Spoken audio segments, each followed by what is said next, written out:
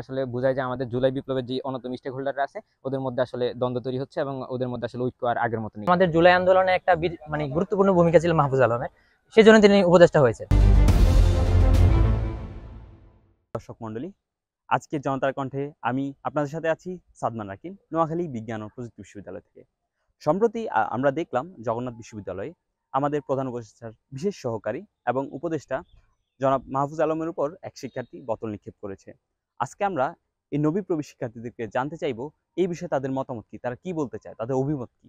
চলুন তাদের কথা শুনে আসি। শিক্ষার্থী হিসেবে আমি বলবো জগন্নাথ বিশ্ববিদ্যালয়ের যে শিক্ষার্থীরা আছে তারাও তাদের যৌক্তিক একটা দাবি নিয়ে সেখানে গিয়েছিল।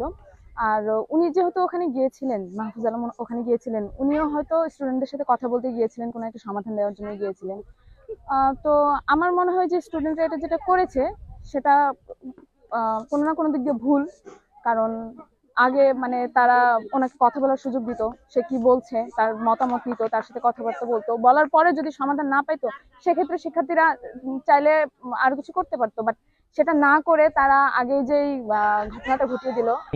আমাদের একজন উপদেষ্টার উপর এভাবে বোতল নিক্ষেপ, এটা একজন নবীপ্রবী শিক্ষার্থী কিংবা একজন সাধারণ শিক্ষার্থী হিসেবে কখনো ব্যাপারটা ভালোভাবে দেখছি না এবং সমর্থন করছি না ব্যাপারটা। এর অন্যতম প্রধান কারণ হচ্ছে যেহেতু আমাদের জুলাই আন্দোলনে একটা গুরুত্বপূর্ণ ভূমিকা ছিল মাহফুজ আলমের, সেজন্য তিনি উপদেষ্টা হয়েছে। টানা সপ্তমবারের মতো বেস্ট টিস্যু পেপার ব্র্যান্ড হিসেবে স্বীকৃতি পেয়েছে বসুন্ধরা টিস্যু।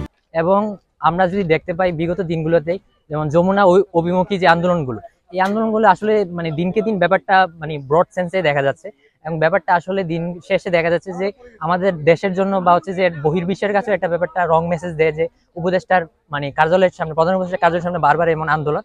সো এই ব্যাপারটা নিয়ে মাহফুজ আলম আসলেন, বাইরে কথা বললেন যেন শিক্ষার্থীদের শান্ত করা যায় জগন্নাথ বিশ্ববিদ্যালয়ে।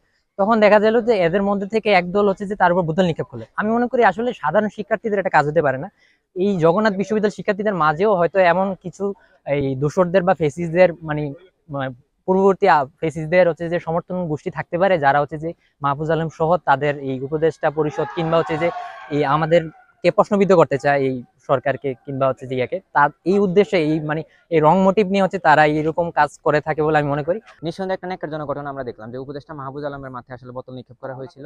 তো এটা আসলে একটা ন্যাক্কারজনক ঘটনা, এটা কোনোভাবেই ঠিক করা হয় নাই। আমার কাছে মনে হয় যে আসলে মানুষের দ্বন্দ্ব তৈরি হয় সমাজে একটা সেটস অফ বিলিফসের দুইটা প্রান্তে, বা কেউ একজন হচ্ছে একটা সেটস অফ বিলিফস বিশ্বাস করে, অন্য কেউ হয়তো অন্য ধরনের সেটস অফ বিলিফসে বিশ্বাসী। মৌলিক যে তফাৎগুলো এগুলোতে আসলে দ্বন্দ্ব তৈরি হয়। তো আমার কাছে মনে হয় আসলে এই ধরনের ঘটনা খুবই ন্যাক্কারজনক। এটা আসলে বোঝায় যে আমাদের জুলাই বিপ্লবের যে অন্যতম স্টেক হোল্ডাররা আছে ওদের মধ্যে আসলে দ্বন্দ্ব তৈরি হচ্ছে এবং ওদের মধ্যে আসলে ঐক্য আর আগের মতো নেই, দৃঢ় নেই। কালকে যেই কার্যক্রমটা করা হয়েছে সেটা আসলে গ্রহণযোগ্য না। কারণ আমাদের সবার প্রতি সমালোচনা থাকবে, আলোচনা থাকবে, কিন্তু কাউকে গায়ে আঘাত করে কোনো কার্যক্রম করা হোক সেটা আমরা চাই না। কারণ আমরা হচ্ছে জুলাইয়ের সকল সহযোদ্ধা, তারা এই আন্দোলনে অনেক ভূমিকা পালন করেছে।